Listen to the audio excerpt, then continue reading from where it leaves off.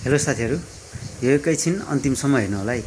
एमालेको सांसदको घरमा समेत ग्यास सकिएर होटेलबाट खाना ल्याएर खानुपर्ने अवस्था आएको छ। मैले मेरो घरमा ग्यास दिएको 10 दिन भयो भन्दा तपाईहरुले पताउनु भएन। हेर्नुस् है, ग्यास खाली ग्यास यहाँ छ। भान्साको हालत यस्तो भइसक्यो किनभने यहाँ के होटलबाट ल्याउने र खाने हैन।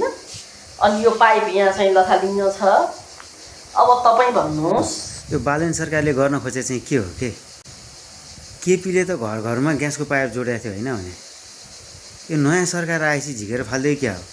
ग्यास सर्टेज भएको त सांसदको घरमै।